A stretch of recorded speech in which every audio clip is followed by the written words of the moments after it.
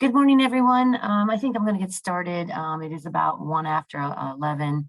I don't want to keep you guys here all day. I know you guys have a busy schedule, but I wanted to get you guys going. My name is Robyn Young. I am the Government Contracting Manager for the Northwest Commission's PTAC, located in Oil City, Pennsylvania. I am also joined by my two staff, Melissa Becker, Government Contracting Specialist, and Aaron Ritzig is one of our newest specialists. They're joining me here today. So if you guys have a question, please feel free to put something in the chat. I will try to answer questions by the end. But if Melissa and Aaron are taking a look at the chat and they can answer some of those questions, go ahead. But I'll answer if anything specifically to me. I'll take a look at the chat at the end and we'll get moving with this. So thank you so much for joining us today. Today, I'm going to talk a little bit about the new solicitation module that's coming up here in this PIEE system. And it's kind of a new concept. And I wanted to make sure that our clients are up to speed on what's going on. And at the end of the session, we're going to go over some cybersecurity, DFARS cybersecurity updates as well. So you guys are all having a great morning here. I'm located down near Cooks Forest, Pennsylvania, and we have a lot of ice this morning. So I'm reporting from home today. And my slides sometimes act a little slow when working from home, but we're going to try to get them to move. So in today's session, again, I'm going to have you guys in and out in less than, I'm going to try to keep it under an hour so you can get on with your busy day. Going to discuss what is a PTAC, only for anyone on the call today who is not working with your PTAC. Just going to do a brief little overview of what a PTAC is. And then we're going to talk about the Procurement Integrated Enterprise Environment, or better known as PIEE. I will refer to that as PIEE for the rest of our session today. Why is DoD using PIEE? What does this mean for DoD contractors? And then the meat and potatoes of today's presentation is going to be on that new solicitation module that's a function out of PIEE. And I will briefly show you how to set up a PIEE account and request roles in order to use those functions. And we will discuss the latest on the DFARS cybersecurity. Going to switch gears a little bit and just give you a brief little update on what's currently going on. So if we're looking at starting off here, these things are. What is a PTAC? PTAC stands for Procurement Technical Assistance Center. If you're not currently working with your PTAC, just briefly, this is what we are. We're located in every state in the United States. We were authorized by Congress back in 1985 in efforts to expand the number of businesses capable of participating in the government marketplace. We are a Department of Defense program. The Procurement Technical Assistance Centers are funded in part through a cooperative agreement with the Department of Defense.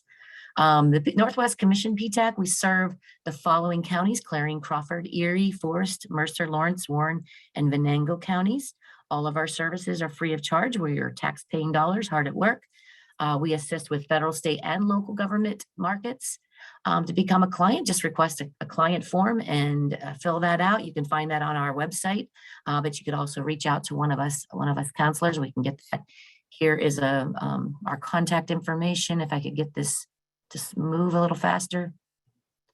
Again, here's my contact information, Melissa Becker. She serves Clarion, Crawford, and Lawrence counties. And our latest, newest specialist is Aaron Ritzig. He covers Forest, Mercer, and Venango County. So today's webinar will focus, if my slides would move a little faster, sorry, on the PIEE's solicitation module. I'm going to talk a little bit about PIEE and this new function. And I apologize for these slides moving so slowly. The Procurement Integrated Enterprise Environment System, here is a link to the home page. Over the last 20 years, the government procurement community has identified and developed and deployed a set of procurement enterprise services and capabilities under the Defense Pricing and Contracting Agency under their contracting e-business. Some of those platforms include SAM, the System for Award Management, FPDS, the Federal Procurement Data System, and many others. PIEE, it was also developed under the contracting e-business. Here is a link, and all these slides will be made available to you at the end of this training today. There will be a pop-up survey that you can fill out, just a survey based on your satisfaction of today's seminar. And in that survey will be a question asking you whether or not you want the slide deck. Please provide me with your email address and I can get the slide deck over to you. All of these hyperlinks that are available today are they're hot links, so they'll directly take you right to, so you don't have to like copy and paste. You can go right into finding these websites. But this is a link right to the contracting e-business that'll talk a little bit more if you want to know more about these platforms. So these systems were developed, one, to increase productivity, to enable automations through every phase of the procurement process, reducing manual data entry. It also were developed to reduce risks, help ensure that contracts, invoices, and payments are accurate and free from errors. It also promotes collaboration, provides a centralized way to communicate securely. The PIEE the PIEE system is one of the most secure systems in the world. It also enhances the visibility, access from anywhere to various reports, documents, and workflow during the procurement process at any time.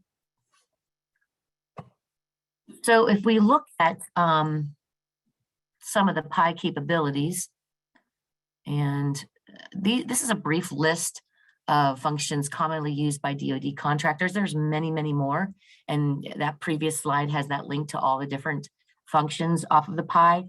But this is the one that our DoD contractors, if you're currently doing business with DoD, you might be familiar with some of these functions. And probably the most widely used and most familiar to our contractors is the Wide Area Workflow, or better known as WAF.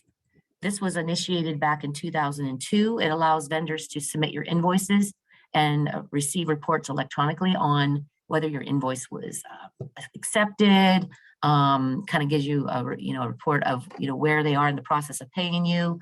Some of you may remember that DoD was having some issues on what they wanted to call this. They called it WAF, then they called it IRAP, but now it's back to WAF again. So that's what they're calling it right now, the Wide Area Workflow. You must have a WAF role, and we're going to talk about these roles here in a little bit, but you must have a WAF role to be able to use that function in the PIEE system. I'm going to skip the solicitation module. I have it highlighted in blue because that is the main topic of today's discussion. So we'll just skip over that real quickly. And the next function I wanted to talk about was My Invoice. This is, again, under the WAF vendor role. This allows vendors to track their invoice payment status to see when the government is paying you. My Invoice interactively provides information on invoice when they were submitted and processed against the DoD contracting paid by the Defense Finance and Accounting Services, or better known as DFARS. Again, you'll need a WAF, a vendor rule, to be able to access that My Invoice. The next function that's commonly used by our DoD contractors, and a lot of you probably are hearing about this, and we're going to talk a little about this later on when we talk about cybersecurity. The SPERS system, the Supplier Performance Risk System, is now another function within the PIEE. The SPERS is a procurement risk analysis tool for the areas of price, item, and the supplier risk. And they recently added that NIST SP 800-171 assessment. And this is where you would put your score, your cyber maturity score. For those of you who've been doing DoD work for a long time, this was formerly known as the PIEPERS, Past Performance and Information Retrieval System, and now that is now called the SPERS system. You must have a SPERS role to be able to use this function. And then lastly, again, what we're talking about today, the main area of discussion today is on that solicitation module. This is currently in a pilot program. This allows the government to post solicitations, including restricted attachments, and receive proposals in a secure environment. Again, one of the most secure systems in the world. It will eventually allow contracting writing systems to post solicitations as data, which can be converted into a contract and will interface with a government point of entry to post a synopsis. You must have a proposal manager role to be able to access this function or use this function. This is not a complete list, again, of the capabilities of PIEE, but these are the most commonly used by our DoD contractors. So the solicitation, the PIEE solicitation module, to give you a brief little overview of what it's all about. It establishes a more of automated and secure process for capturing solicitations, attachments, and responses from industry. This process started back in 2014, which we're just hearing now from our clients. You know, as a PTAC counselor, we did not hear about this until recently, but it was initial release was back in 2018. The capabilities for vendors to start submitting their proposals on this system started in 2020, and this was in reflect to the aid and the response of the pandemic. The government decided it was, it was time. And this was also it streamlined processes, providing confirmation on time and late proposal receipt, which cuts down on those protests due to now having an actual timestamp submission date on the information that's submitted. It's also as a way to retrieve the bidder's reps and certs because it interacts with SAM, and it's just a better way for record keeping. It also improves on the file handling. This system, the evaluation team can access the solicitation proposal to do evaluations at a better speed. It accepts bigger files than what I compared to an email, which is only 20 megabytes.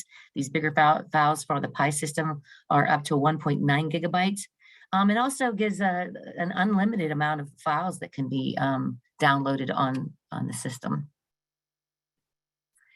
And it supports consistency. These projects, sometimes a contract will last years. It may go on for 5 years, but as we all know, contracting people sometimes come and go. So this is a place for all those documents and on that certain specific project can stay in one place and be accessed by the government. Sorry, just briefly, there is a memorandum that was issued on August 20th of 2021. Here's a link right to that memorandum that goes into more detail about this, this new regulation and rule. So we're going to talk a little bit closer on each of these, but I just want you to know what it's all about. When you go into that PIEE system, if you already have an account, you might already see the solicitation icon listed. But in order to access restricted data, certain things, I have a PIEE account myself, and I went in to see what this was all about. I was able to go in and find solicitations without having a proposal manager role. But if you want to be able to submit an offer, you're going to have this proposal manager role. That person is the one who can access those documents. And also, if there are restricted documents, which we're going to talk about in a little bit, then you would be able to access those once you have that approved role. And then that proposal manager would also be the one who can submit the offers. There's also another function in the solicitation module as a proposal view function, and that is just maybe someone else on your team just wants to be able to look at some of the contracting, the offer that you might have put in, or maybe they just want to review some of the documents to help out when you're putting a proposal together. So that person would be able to just view they would be able to get access to the solicitation documents, but they would also be able to view the proposal manager's offer. Your PIEE would have a CAM. Some of you are familiar. If you currently have an account, you would have a CAM role. The CAM role would be the one responsible for activating your proposal manager role. And we're going to talk about that here in a second. And slowly moving.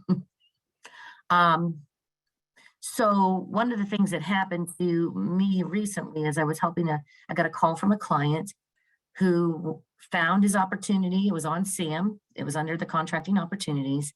And he had no clue. He found out that this was going to be in something where he had to submit his proposal on the solicitation module. He did not have an account. I was able to go in under my account, find the solicitation documents, but there was no offer tab. So our client was not able to put an offer in until he had that proposal manager role. So it's very, very important for you to understand that you can get access to these documents under that module, but you will not be able to put an offer in. So that offer tab does not show up until your proposal manager role is approved. Here's just a slide that talks about a little bit, a brief. I'm not going to read through all of these, and my slide is not moving. Here we go. The proposal manager's role capabilities, they can search for and view posted solicitations. They can review a solicitation and the attachments. When you're in there, you're going to be getting approved under your company's cage code. So if you're looking at an opportunity that has restricted attachments, such as maybe some specific drawings or anything that has maybe export controls, or maybe there's a joint certification program attached to it, a JCP. If your company does not have some of these things already in place, there would be restrictions. So those restrictions come underneath your cage code. Once you're approved, if you have a JCP that's approved, and that's a JCP document, then you would be able to download that according to your cage code, because your cage code would be approved through DLA. So those all come up under this PIEE system. You would be able to withdraw an offer prior to closing date, acknowledge offer amendments. I mean, there's just several different functions that a program manager would have in place once you have an approved role. So let's kind of take a step back and look at, what have you been able to currently do, and what's different? Why am I making a big deal out of this? I'm making a big deal out of this because I don't want my clients waiting to the last minute to find out about this and be scrambling to get these roles put in place and be able to submit an offer. So currently, you as a prime contractor for DoD would go to SAM and under the contracting opportunities, and you would be able to find an opportunity under there. And normally within the instructions, you're going to find out, how do I submit my bid? And most of the time, you're going to be submitting it electronically through an email that's provided within the solicitation documents under the instructions. That would be a specific email address. That's how you would currently do it. And that's still going on to today. And also, if you're doing business with DLA, the Defense Logistics Agency, they have their bid board, their DLA Internet Bid Board system called DIBS. Currently, you're still doing that. You're submitting electronic offers through that, and that's not going to change for now. But I see it happening more and more. We're seeing more solicitations being coming up in the SAM, and I'm going to show you a little bit of what it looks like here, since my slide. So you might find a solicitation under SAM it has this mentioned where their PIEE solicitation module is how you will electronically put your proposal in. You'll submit your proposal. This is what we're currently seeing. I don't want my clients waiting to the last minute, because it may be the difference between you submitting a proposal and not. So let's get these roles put in place now, just in case it comes up. You're still going to see it the normal way, but we're seeing more and more where I think, in my opinion, I think we're going to see more of our DoD contracts coming through this PIEE system, because it is secure. And with cybersecurity the way it is, with all the Russian hacking that's going on right now, some of our adversaries taking over some accounts, we're seeing a lot of phishing emails. I think more and more we're going to see DoD agencies going to this solicitation module. So that's why I wanted to do today's presentation, just so you were up to speed on what's going on. So let's talk a little bit about how to get an account if you don't already have an account. So if you already have a PIE account, this is what you're going to do to request a proposal manager role. This link on this slide also has additional training resources if you want to check those out. Today, today's training webinar is basically me putting everything in a little bit of a nutshell, just so you can get on with your day, so you understand what's going on. So the first thing you're going to want to do is create, you already have an account. You just log into your account. And that's a hyperlink right to the PIE homepage. And then you're going to go up to My Account when you're logged in. And come on. You're going to add additional roles. So just click that. When you hit My Account, it'll bring you to this page, and you're going to select Add Additional Roles. And then the first thing you're going to do is you're going to fill out something. Your profile should already be filled out if you currently have an account. Your step one is you're going to select solicitation from the dropdown. Step two, you're going to select proposal manager. And if you are the proposal manager, that's fine. But if you're just somebody on the team who wants to view those records, you would select that proposal view only. But if you're going after and you're the one that's doing the offers or submitting the offers, you would select proposal manager. Step three, you would click add that role. Select step four, if my slides would move, you're going to put your cage code in that location code, and that will find your cage code. And then the next step is you would move on to the justification page. Every time you create a new role in PIE, you have to justify why you are adding the role.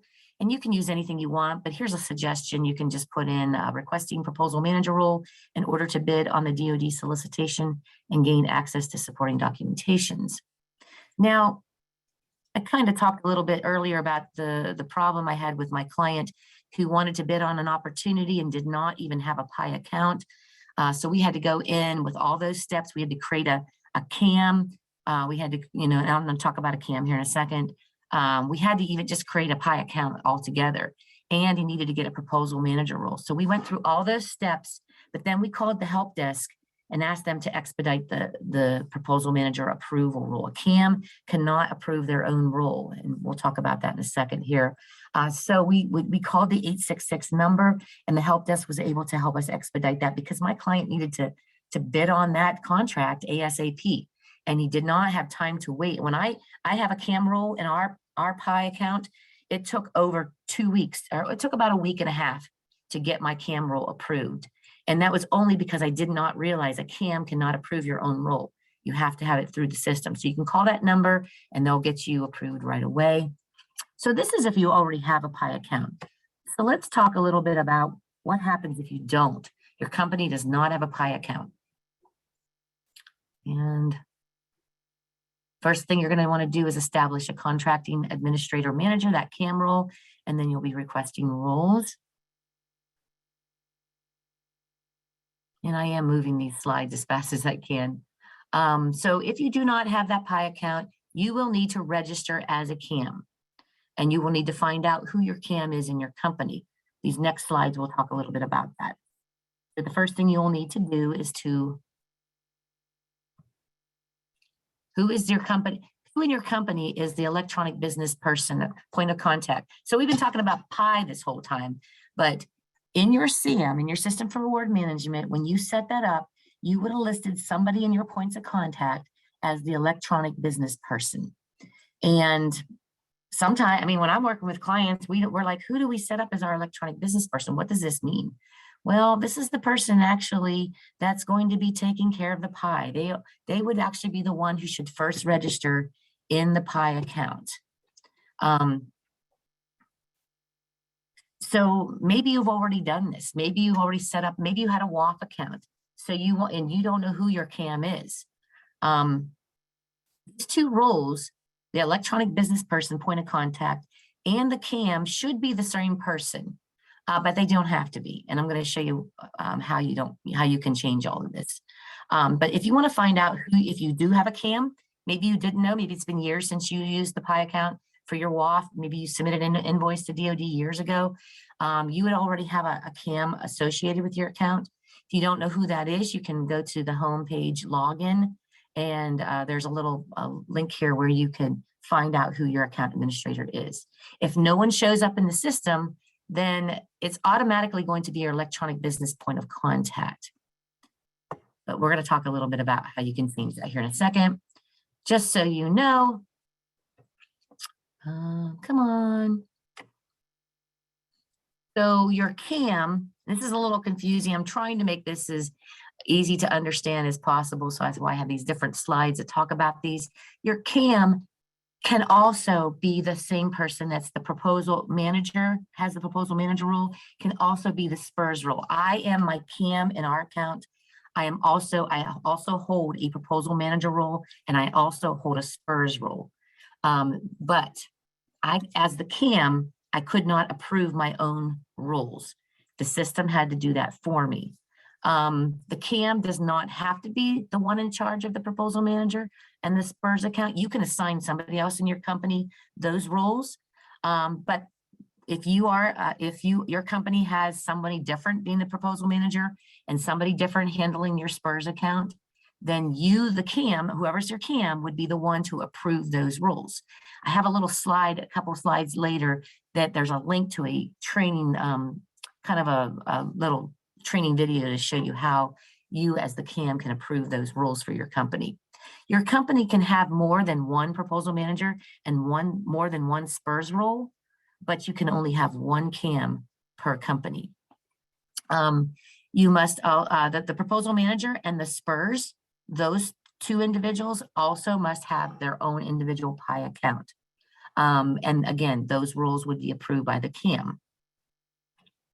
So what happens if you look at your SAM account and you realize your electronic business point of contact, maybe they're not even around anymore, or maybe that's not the person you want in charge of to be your CAM on your PIE.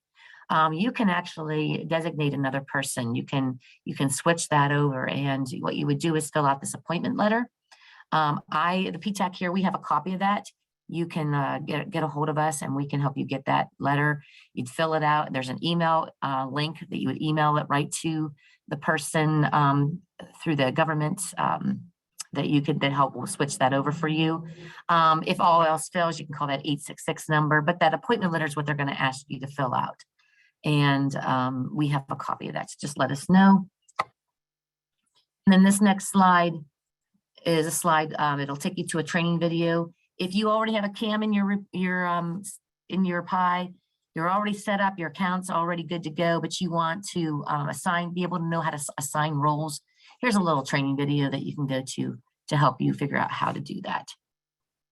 So let's look at using the solicitation module. What does it look like? I just kind of did some screenshots. I went into my module just so you could see what it looks like. So you know, in case you don't have an account set up yet, you would log into your PIE account and you would click on, you're going to see this little solicitation icon show up right up on your home page once you're signed into your PIE account. If you need help with any of this, please let your PTAC counselor know. We can definitely assist you. So once you log in, you're going to see that little solicitation icon. It'll take you right there. And then once you're logged into the solicitation module, you're going to see this little tab called solicitation. You're going to click on that. And then you're going to go to, when you're in SAM, your system for award management, that's where you're finding your contracting opportunities. You would want to go in and copy and paste the solicitation number. And then you copy and paste that right into this area right here. And then after you perform the search, you're going to get this little brief description of the solicitation. It's going to be basically everything you saw in SAM. And that little solicitation that I just circled there will be a hyperlink. That will take you actually to the bid documents. And you should also, once you have that proposal manager role, you should be you'll be able to download the documents and the attachments and any restricted documents. But you'll get this offer tab will show up, and that's what you'll click on to submit your proposal. You'll be able to upload attachments, upload your proposal, anything that's required for that solicitation. And I'll just say, following these instructions and following the instructions on that proposal or on the solicitation helps you become responsive. When we are doing contracting with the federal government, they ask you to be responsible and responsive. And responsive would be following the instructions to a T. And that's how you win contracts, when you're following the instructions. Anytime you need help with this, your PTAC counselor, we can go through this with you. When you go to bid on something and you need help, please give us a call. We'll set up a meeting with you. Electronically, we're doing Zoom meetings right now. We can help you go through all of this.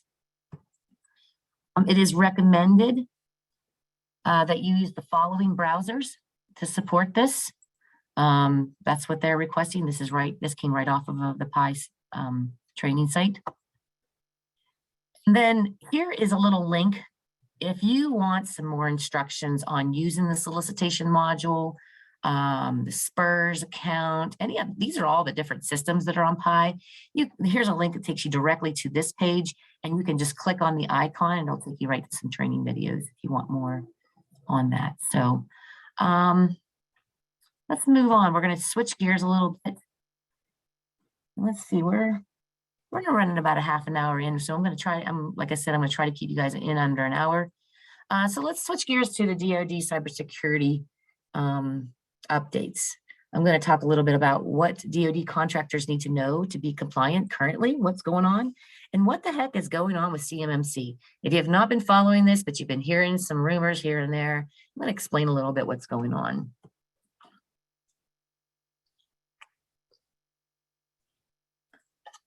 So, current updates on cybersecurity. CMMC, Cybersecurity Maturity Model Certification is what it stands for. We've been hearing a lot of talk about this in the last couple years, and I've been training a lot of clients trying to get you prepared. Well, all of a sudden, DoD took a stand on it, and so now CMMC is currently not required and not in contracts. If you were my client and I was working with you on CMMC, I was telling you, I'm the messenger. Please do not shoot the messenger. We work for DoD. We try to make sure our clients are up to date on everything. But now CMMC is at a standstill because it went through public comment. It wasn't really even codified yet, but the government was trying to pass this, and it went through comment, public comment. They had over 850 comments from the public in response to the CMMC and to that new interim rule that was kind of rolled out back in 2020. And so now this put a standstill on CMMC. So they're investigating. They looked at feedback from industry and decided to take a step back. So now they're changing CMMC. It went from it was 5 levels originally, and it's going to 3 levels. On November 5th of 2021, they published the CMMC 2.0. And once this is codified through rulemaking, again, this has got to go through public comment, which is going to probably take anywhere from 9 to 24 months, another couple years, before it's actually made a rule or law.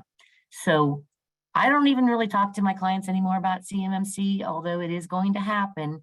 I want my clients to know what is currently required, what is in contracts now, what kinds of regulations or clauses are listed now. So that's what I talk about. But just to forewarn you, CMMC is coming. Here is a link to the Office of Undersecretary of Defense of Acquisition and Sustainment that talks a little bit about what these were just some highlights of this change, but you can go there to read more in full. If you don't believe me, you can read that.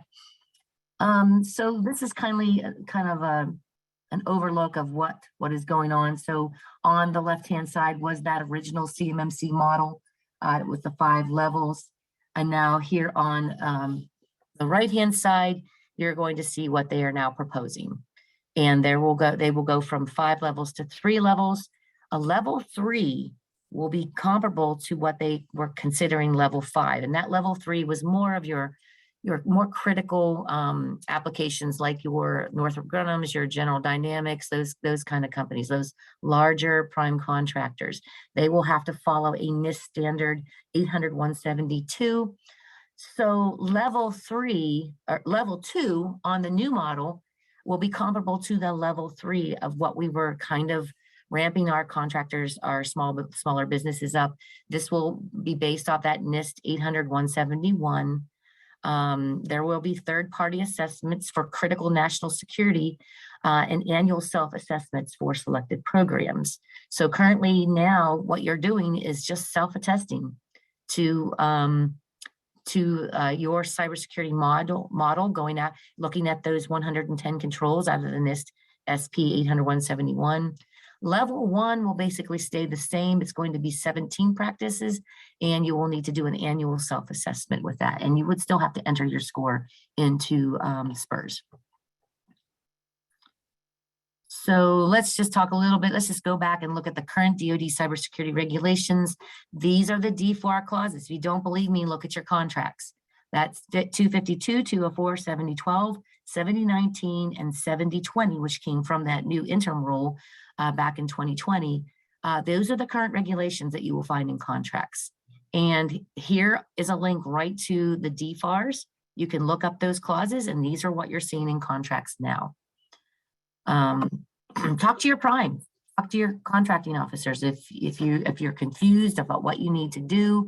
Here's a snapshot of what DoD is currently doing. I just kind of gave you some brief information. I actually just copy and pasted this right from the DIB website. But this next slide will just tell you a little bit about where you need to be, what you need to know. So schedule a meeting with your PTAC counselor. We can help you get a hold on some of this if you need it. Evaluate your current situation. Do you even handle CUI, controlled unclassified information? We're going to talk about that in the next slide. Where is it processed? Where do you, if you do have controlled unclassified information, where do you process it? Where do you transmit it? Where is it stored? And who in your company has access to it? These are questions you need to ask yourself. Also, perform a self-assessment using that NIST 800-171 assessment. We at PTAC, we have an assessment tool that we can send you. It's an Excel spreadsheet that has each of the 110 controls listed with some explanations on the spreadsheet. And then there's a weighted score for each of those controls. You would actually take that spreadsheet and say yes or no, whether you have the control in place or not. And then by the time you go through the entire Excel spreadsheet, you should have a score. It calculates your score for you based on that weighted score for each control, and it will subtract anything you say a no to and give you a score. And that score is something that you'll be able to use in your PIEE account. So then you'll get a PIEE account if you don't have one. And you're gonna request a SPURS role to enter that self-assessment score. And then you're going to keep yourself informed. And here is a link down below to the SPURS National Institute of Standards of Technology. It'll take you to some more resources to help you. But again, here at the PTAC, I'm here to help you. My staff, that we're here to help you as well. We can sit down and have a specific meeting to your specific company just to talk about what you're doing currently. Remember though, PTACs, we are not attorneys. We cannot say yes and we cannot say no to what you're currently doing. We can only provide you with direction, information, resources to help you get there. We can give you suggestions, but we cannot say yes or no, you are in compliance, because that would be a liability issue for PTAC. So again, ask us for that Excel spreadsheet. We can get that for you. Here's some information. Maybe you don't really know what is controlled unclassified information. DoD has come up with a new training site. There is a new mandatory CUI training that you can give to your staff.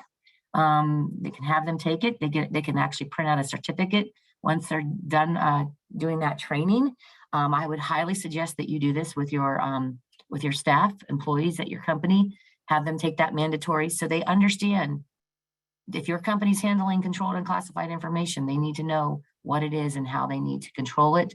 There's other training and resources on there. There's training on, how does the government mark controlled unclassified information? The government, the Department of Defense agencies have also they've been cracking down. They need to actually mark their controlled unclassified information. And this has been a rule, and it is now, they're getting really strict about the documents that come out. And if it's controlled and classified information, it better have a marking on it. If you're still confused, please talk to your primes and please talk to your contracting officers. There's also a great, some training on controlled environments on that webpage, but there's also some great ones here that you can have your staff, employees look at under the National Archives. This talks about controlled environments and how you can set up your company to control certain sections of your company to protect CUI. Also, you must be, aware of the CMMC accredited body. That is another website that you should be familiar with. I just kind of wanted you to have that because when it does come time to get certified eventually, this is the site you'll want to go to find your assessors that you'll want to hire. This is all coming down, so keep an eye on all of this. And just because CMMC isn't in contracts yet, it will eventually. But if you are already complying with that DFARS clause that's in contracts, then you're going to be ready for CMMC when it comes down, when it starts showing up in contracts. So I highly suggest that you keep following your business model, get those cybersecurity requirements in place, and have a plan of action and milestones in place, because that will keep your company focused on where you need to be when cybersecurity gets passed. Also, the Department of Defense has a website that they support called Project Spectrum. Project Spectrum is keeping a lot of resources on there. They have an evaluation tool that you can use, a cybersecurity readiness check. They are trying to actually, as we speak, trying to, tailor this now to that new CMMC 2.0 model. So you'll see, these are some of the things you'll go in, you'll create an account, and you can go in here and use this to get your score. However, we do have that Excel spreadsheet that also works really great, and it has some layman's terms on the Excel spreadsheet, but you can also use this as well to help your company. But there's a lot of cyber circuits, there's trainings, town halls that they go in and keep yourself up to date on what's going on. And I think I had that slide listed twice. Sorry about that. I will have to remove that. Also, you might have received this email about the Cyber Infrastructure Security Agency, CISA. They have issued this new Shields Up, and this is due to all this new geopolitical tensions going on with Homeland Security, with the new Russian hacks, things that are going on currently in our news.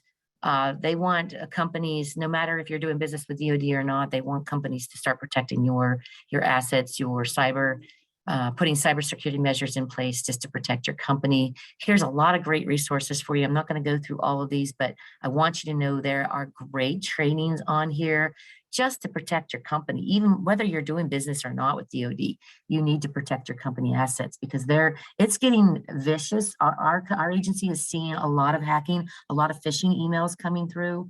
I just watched the news last night, and they were talking about how bad it is right now and how bad it's going to get. So please protect your company. Do not wait to the last minute to get measures in place. So that's all I have to talk today about cybersecurity. I'd like to provide you with some slides on other programs at the Northwest Commission. We help companies also do business overseas. So we have an international sales department. We also have a loans department that helps with business financing. And some other programs, and I like to always end with those slides. And if you have any questions, let me take a look at the chat. Melissa and Aaron, have we seen anything coming through the chat today? Not seeing anything. Yeah, I've Just not let me seen anything either. know. If you guys have any questions, feel free to put something in there. Again, that there will be a pop-up survey that will, once we log off of this today, you'll be able to request the slide deck for today, that assessment Excel spreadsheet if you want. Just let me know. And let us know how we can help you, because that's what we're here for. If we don't know the answer, we'll find somebody who does know the answer. So just let us know what kinds of questions you have. If you don't have anything right now, but you think of something later, here's my contact information. And we're here to help. So yeah, please put your email in that pop-up survey and we will get you the slide deck. Again, all these slides have hyperlinks, so they'll take you right to everything we talked about today. Just wait a bit longer. Yes, I did record this today. I'm getting better at that. I have in the past tried to record these sessions, and I think I'm successful today. So we should be able to get you the recording as well.